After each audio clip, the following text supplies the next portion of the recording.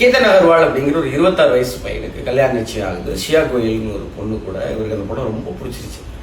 இந்த வருஷத்துல கல்யாணம் உறுதி செஞ்சுட்டாங்க. அந்த பொண்ணை உருகி காதலிக்கிறாரு. அந்த பொண்ணுக்கு பயங்கர சர்ப்ரைஸ்லாம் பண்றாரு. அந்த பொண்ணுடைய பிறந்த நாளுக்கு நிறைய சர்ப்ரைஸ்லாம் பண்ணிட்டு வெளில கூட்டு போகலாம் அப்படின்னு சொல்லி லொகாகார் ஃபோர்ட்னு சொல்லி உயரமான இடத்துக்கு கூட்டு போயிருக்கிறாரு. அப்போ ஒரு எதிர்பாராத விபத்து. அதுல கேத்தன் அவ்வளோ பெரிய உயரத்துலேருந்து கீழே விழுந்து இறந்து போயிடுறாரு. ஷியா கோயல் அழுகுறாங்க. ஐயோ, நாங்கள் கல்யாணம் பண்ணிக்கணும்னு நினச்சோமே, இப்படி ஆயிடுச்சே அப்படின்னு ரொம்ப அழுகுறாங்க. ஆனால் போலீஸால் இது ஆக்சிடென்ட்னு எடுத்துக்க முடியல. ஏன்னா கேத்தன் நிறைய ட்ரெக்கிங்லாம் போகிற ஆள். அவ்வளோ சீக்கிரம் அவ்வளோ பெரிய உயரத்துலேருந்து விழுகிறதுக்கு வாய்ப்பு இல்லையே அப்படின்னு விசாரணையை தொடங்குறாங்க. அப்போ தான் தெரியுது ஷியா கோயலுக்கு சேத்தன் சௌத்ரின்னு ஒரு பாய் ஃப்ரெண்ட் இருக்கிறாரு, காதலன் இருக்கிறாரு. 2 பேரும் சேர்ந்து திட்டமிட்டு இருக்கிறாங்க.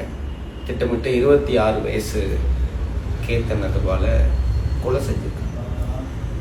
இதுக்கு பின்னாடி என்ன வேணா காரணம் இருக்கலாம். அந்த பொண்ணு வந்து இவரை கல்யாணம் பண்ணிக்க விரும்பாம இவரை கல்யாணம் பண்ணியிருக்கலாம், பண்ணணும்னு ஆசைப்பட்டிருக்கலாம். அதுக்காக இந்த மாதிரிலாம் என்ன வேணா காரணம் இருக்கலாம். ஆனா தன்னோட சுயநலத்துக்காக